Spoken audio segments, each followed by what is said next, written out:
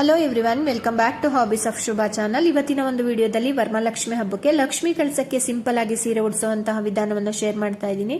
ಬನ್ನಿ ಉಡಿಸೋದು ಹೇಗೆ ಅಂತ ನೋಡೋಣ. ಚಾನಲ್ಗೆ ಹೊಸಬ್ರಾಗಿ ನೋಡ್ತಾ ಇದ್ರೆ ಪ್ಲೀಸ್ ಸಬ್ಸ್ಕ್ರೈಬ್ ಮಾಡ್ಕೊಳ್ಳಿ. ವಿಡಿಯೋ ಇಷ್ಟ ಆದ್ರೆ ಪ್ಲೀಸ್ ಒಂದು ಲೈಕ್ ಮಾಡಿ.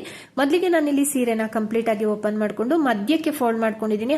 ಸೀರೆನ ಕರೆಕ್ಟ್ ಆಗಿ ಮಧ್ಯಕ್ಕೆ ಈಕ್ವೆಲ್ ಆಗಿ ನಾವು ಫೋಲ್ಡ್ ಮಾಡಿಕೊಂಡು ಅಲ್ಲಲ್ಲಿ ಗುಂಡ್ಪಿನ್ಗಳನ್ನ ಹಾಕೋಬೇಕು. ಈ ಸೀರೆ ಅಂಚಿದೆಯಲ್ಲ, ಬಲಭಾಗದಲ್ಲಿ ಕಾಣಿಸ್ತಿದೆಯಲ್ಲ, ಈ ಅಂಚಿಗೆ ಒಂದು 5 ರಿಂದ 6 ಕಡೆ ನಾನು ಇಲ್ಲಿ ಗುಂಡ್ಪಿನ್ಗಳನ್ನ ಹಾಕೊಂಡಿದ್ದೀನಿ. ಅಥವಾ ಲೆಫ್ಟ್ ಸೈಡ್ ಅಲ್ಲಿ ನೀವು ಈ ತರ ಗುಂಡ್ಪಿನ್ ಹಾಕೊಂಡಾದ್ಮೇಲೆ ಈ ಕಡೆ ಸ್ವಲ್ಪ ಐರನ್ ಮಾಡ್ಕೊಂಡ್ರು ಕೂಡ ನೀಟಾಗಿ ನಾವು ಈ ತರ ನೆರಿಗೆಗಳನ್ನ ಮಾಡ್ಕೋಬಹುದು. ಹಾಗೇನೆ ಫ್ರೆಂಡ್ಸ್, ನಾನಿಲ್ಲಿ ಬ್ಲೌಸ್ ಪೀಸನ್ನ ಕಟ್ ಮಾಡಿಲ್ಲ. ಸೀರೆನಲ್ಲಿ ಬ್ಲೌಸ್ ಪೀಸನ್ನು ಕೂಡ ಸೇರಿಸಿ ನಾನಿಲ್ಲಿ ನೆರಿಗೆನ ಮಾಡ್ತಾ ಇದ್ದೀನಿ. ಈ ತರ ಒಂದು 5 ರಿಂದ 6 ನೆರಿಗೆಗಳಾದ ತಕ್ಷಣ ಅಲ್ಲಲ್ಲೇನೆ ನೀವು ಈ ತರ ಕರೆಕ್ಟ್ ಆಗಿ ಎರಡೂ ಸೈಡಿನ ನೆರಿಗೆಗಳನ್ನು ಕೂಡ ಜೋಡಿಸ್ಕೊಂಡು ನೀವು ಕ್ಲಿಪ್ಗಳನ್ನ ಹಾಕೋಬೇಕಾಗುತ್ತೆ. ಸ್ವಲ್ಪನೂ ಕೂಡ ಏರುಪೇರು ಬರಬಾರ್ದು. ಆ ತರ ನಾವು ಎರಡೂ ಸೈಡಿನ ನೆರಿಗೆಗಳನ್ನು ಕೂಡ ಹಿಡಿದು ಅಲ್ಲಲ್ಲಿ ಕ್ಲಿಪ್ಗಳನ್ನ ಹಾಕೊಳ್ತಾ ನೆರಿಗೆನ ಕಂಟಿನ್ಯೂ ಮಾಡಬೇಕಾಗುತ್ತೆ. ನಾವು ನೆರಿಗೆನ ನೀಟಾಗಿ ಕರೆಕ್ಟ್ ಆಗಿ ಮಾಡ್ಕೊಂಡ್ವಿ ಅಂತ ಹೇಳಿದ್ರೆ ಲಕ್ಷ್ಮಿಗೆ ಸೀರೆನ ಉಡಿಸ್ದಂಗೆನೆ. ಇಲ್ಲಾಂದ್ರೆ ನೆರಿಗೆಗಳು ಏರುಪೇರು ಬಂತು ಅಂತ ಹೇಳಿದ್ರೆ ನಾವು ಪುನಃ ಮಾಡಬೇಕಾಗುತ್ತೆ.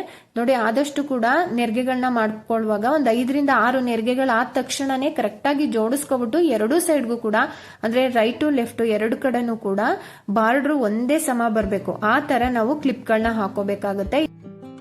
ನಾವಿಲ್ಲಿ ನೆರಿಗೆಗಳನ್ನ ಮಾಡ್ಕೊಳ್ಳುವಾಗ್ಲೇನೆ ಎರಡೂ ಸೈಡಿನ ನೆರಿಗೆಗಳು ಕೂಡ ಈಕ್ವೆಲ್ ಆಗಿ ಬರೋ ತರ ಮಾಡ್ಕೋಬೇಕು. ಇಲ್ಲಾಂದ್ರೆ ಕಳಸಕ್ಕೆ ನಾವು ಸೀರೆನ ಉಡಿಸಿದಾಗ ನೆರಿಗೆಗಳು ಏರುಪೇರಾದ್ರೆ ಚೆನ್ನಾಗಿ ಕಾಣಿಸಲ್ಲ. ನೋಡಿ, ಇವಾಗ ಎರಡೂ ಸೈಡಿನ ನೆರಿಗೆಗಳನ್ನು ಕೂಡ ಕರೆಕ್ಟ್ ಆಗಿ ಬಾರ್ಡರ್ ಎಲ್ಲ ಜೋಡಿಸ್ಕೊಂಡು ನಾನಿಲ್ಲಿ ಒಂದು 6 ಕ್ಲಿಪ್ ನ ಹಾಕೊಂಡು ನಾನಿಲ್ಲಿ ಸೆಕ್ಯೂರ್ ಮಾಡ್ಕೊಂಡಿದ್ದೀನಿ. ನೆಕ್ಸ್ಟ್ ನಾನಿಲ್ಲಿ ಸೆರ್ಗುಗೆ ಅಂತ ಹೇಳ್ಬಿಟ್ಟು ಒಂದು ಮಾರಾಗುವಷ್ಟು ಸೆರ್ಗುನ ಬಿಟ್ಕೊಂಡಿದ್ದೀನಿ. ಇವಾಗ ಸೆರ್ಗುನು ಕೂಡ ಪಿನ್ ಮಾಡ್ಕೊಳ್ತಾ ಇದ್ದೀನಿ. ಒಂದು 3 ನೆರಿಗೆಗಳು ಬರುತ್ತೆ ಅಷ್ಟೇನೆ. ಇಲ್ಲಿ ನಾವು ಫೋಲ್ಡ್ ಮಾಡ್ಕೊಂಡಿರೋದ್ರಿಂದ ಸೀರೆನ ಒಂದು 3 ನೆರಿಗೆಗಳು ಬರುತ್ತೆ. ಅಲ್ಲಲ್ಲಿ ನಾನಿಲ್ಲಿ ಸೇಫ್ಟಿ ಪಿನ್ ಅನ್ನ ಹಾಕೊಂಡು ಇದನ್ನ ಸೆಕ್ಯೂರ್ ಮಾಡ್ಕೊಳ್ತಾ ಇದ್ದೀನಿ. 3 ಕಡೆನೂ ಕೂಡ 3 ರಿಂದ 4 ಕಡೆ ಸೇಫ್ಟಿ ಪಿನ್ ಅನ್ನ ಹಾಕೊಂಡು ಇದನ್ನ ನಾವು ನೆರಿಗೆಗಳನ್ನ ಜೋಡಿಸ್ಕೋಬೇಕಾಗುತ್ತೆ.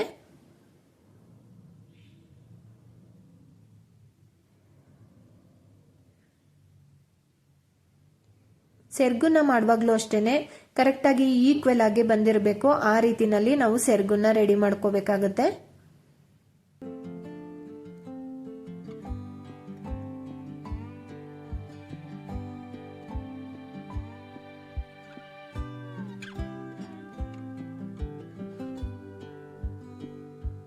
ಸೆರ್ಗು ಕೂಡ ಇವಾಗ ರೆಡಿ ಆಗಿದೆ. ನಾನು ಇಲ್ಲಿ ಒಂದು 3 ರಿಂದ 4 ಸೇಫ್ಟಿ ಪಿನ್ ನ ಹಾಕೊಂಡು ಸೆರ್ಗುನು ಕೂಡ ಮಾಡ್ಕೊಂಡಿದ್ದೀನಿ. ಈ ಕಡೆ ನೆರಿಗೆ ಕೂಡ ರೆಡಿ ಇದೆ. ಇವಾಗ ಉಡ್ಸೋದು ಹೇಗೆ ಅಂತ ನೋಡೋಣ.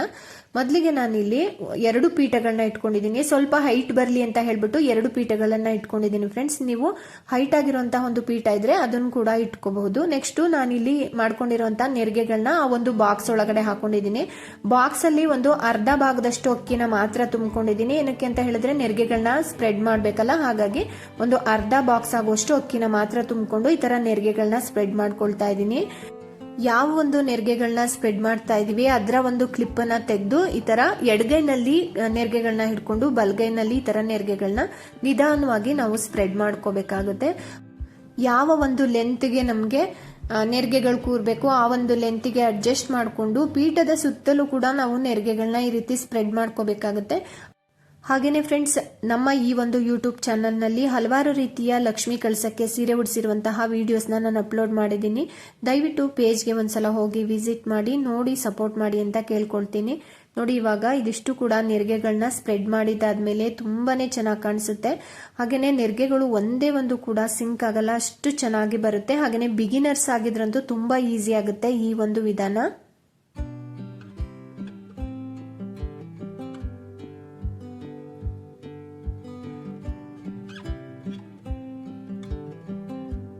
ನೆಕ್ಸ್ಟ್ ನಾನಿಲ್ಲಿ ಆ ಒಂದು ಬಾಕ್ಸಿನ ಮೇಲ್ಭಾಗಕ್ಕೆ ಹೊಂದುವಂತಹ ಒಂದು ಪ್ಲೇಟ್ ಅನ್ನ ಇಟ್ಕೊಂಡಿದ್ದೀನಿ. ಅದ್ರ ಮೇಲೆ ನಾನಿವಾಗ ಬಿಂದಿಗೆನ ಇಡ್ತಾ ಇದ್ದೀನಿ. ಬಿಂದಿಗೆನಲ್ಲಿ ನೀವು ಅಕ್ಕಿನಾರು ತುಂಬಿಸ್ಕೋಬಹುದು ಅಥವಾ ನೀರನ್ನಾದ್ರೂ ಕೂಡ ತುಂಬಿಸ್ಕೋಬಹುದು. ಹಾಗೆಯೇ ಬಿಂದಿಗೆಯ ಕಂಠಕ್ಕೆ ಒಂದು ಗಟ್ಟಿಯಾಗಿರುವಂತಹ ಒಂದು ಸ್ಟಿಕ್ ಅನ್ನ ಕಟ್ಕೋಬೇಕಾಗುತ್ತೆ. ನಾನಿಲ್ಲಿ ಹಸಿ ನೂಲಿಂದ ಕಟ್ಕೊಂಡಿದ್ದೀನಿ. ಹಾಗೆಯೇ ಬಿಂದಿಗೆಯನ್ನ ಒಂದು ಬ್ಲೌಸ್ ಪೀಸ್ ಇಂದ ಕವರ್ ಮಾಡ್ಕೊಂಡಿದ್ದೀನಿ. ಜೊತೆಗೆ ಆ ಒಂದು ಸ್ಟಿಕ್ಗೆ ನಾನಿಲ್ಲಿ ಲಕ್ಷ್ಮಿಯ ಕೈಗಳನ್ನ ಕಟ್ಕೊಳ್ತಾ ಇದ್ದೀನಿ. ಆದಷ್ಟು ಕೂಡ ಟೈಟ್ ಆಗಿ ನಾವು ಕಟ್ಕೋಬೇಕಾಗುತ್ತೆ.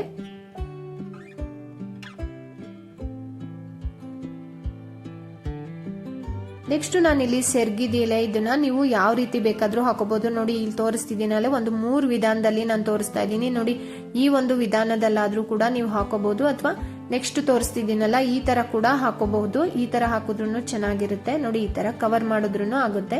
ಅಥವಾ ನಾನಿಲ್ಲಿ ಮಾಡ್ತಾ ಇರೋದು ವಿ ಶೇಪ್ ಅಲ್ಲಿ ನಾನಿಲ್ಲಿ ಹಾಕೊಳ್ತಾ ಇದ್ದೀನಿ. ಇದು ಕೂಡ ತುಂಬಾನೇ ಚೆನ್ನಾಗಿರುತ್ತೆ.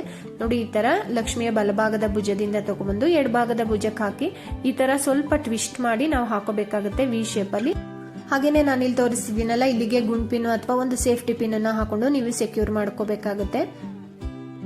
ನೆಕ್ಸ್ಟ್ ಬಿಂದಿಗೆಯ ಕಂಠ ಭಾಗದಲ್ಲಿ ನಿಮ್ಗೆ ಏನಾದ್ರೂ ಕ್ಲಾತ್ ಕಾಣಿಸ್ತಾ ಇದೆ ಅಂತ ಅನ್ಸಿದ್ರೆ ಎರಡೂ ಸೈಡಿನ ಅಂದ್ರೆ ಸೆರ್ಗಿನ ಎರಡೂ ಸೈಡಿನ ಕ್ಲಾತ್ ನ ತಗೊಂಡು ಈ ತರ ಅಲ್ಲಿಗೆ ಗುಂಡ್ ಪಿನ್ ಅಥವಾ ಒಂದು ಸೇಫ್ಟಿ ಪಿನ್ ಅನ್ನ ಹಾಕೊಂಡು ಕವರ್ ಮಾಡ್ಕೊಳ್ಳಿ.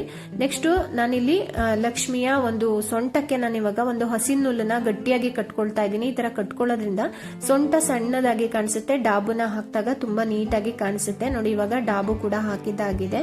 ನೆಕ್ಸ್ಟ್ ಲಕ್ಷ್ಮಿಯ ಕಳಸಕ್ಕೆ ನಾನಿಲ್ಲಿ ಅಲಂಕಾರವನ್ನ ಮಾಡ್ಕೊಳ್ತಾ ಇದ್ದೀನಿ. ನಮ್ಮಲ್ಲಿ ಲಭ್ಯ ಇರತಕ್ಕಂತಹ ಅಲಂಕಾರಿಕ ವಸ್ತುಗಳಿಂದ ನಾವು ಲಕ್ಷ್ಮಿಯನ್ನ ಅಲಂಕರಿಸ್ಕೋಬಹುದು. ಇಷ್ಟು ಅಲಂಕರಿಸಿದ್ದಾದ್ಮೇಲೆ ನಾನಿಲ್ಲಿ ಲಕ್ಷ್ಮಿಗೆ ಜಡೆಯನ್ನ ಹಾಕ್ತಾ ಇದ್ದೇನೆ.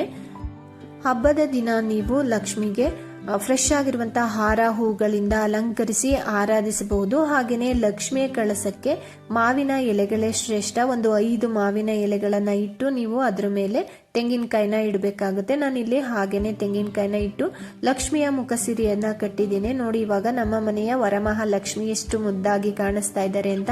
ಇವತ್ತಿನ ಈ ಒಂದು ಸಿಂಪಲ್ ಆಗಿ ಮಾಡಿರ್ತಕ್ಕಂತಹ ವರಮಹಾಲಕ್ಷ್ಮಿ ಅಲಂಕಾರ ನಿಮ್ಗೆ ಇಷ್ಟ ಆಗಿದ್ರೆ ದಯವಿಟ್ಟು ಒಂದು ಲೈಕ್ ಮಾಡಿ. ಜೊತೆಗೆ ಈ ಒಂದು ವಿಡಿಯೋನ ಹೆಚ್ಚಾಗಿ ನಿಮ್ಮ ಫ್ರೆಂಡ್ಸು ಹಾಗೇನೆ ರಿಲೇಟಿವ್ಸ್ ಜೊತೆ ಶೇರ್ ಮಾಡಿ. ಹೊಸದಾಗಿ ನಮ್ಮ ಚಾನಲ್ನ ನೋಡ್ತಾ ಇದ್ರೆ ದಯವಿಟ್ಟು ಫಾಲೋ ಮಾಡಿ. Thank you so much for watching.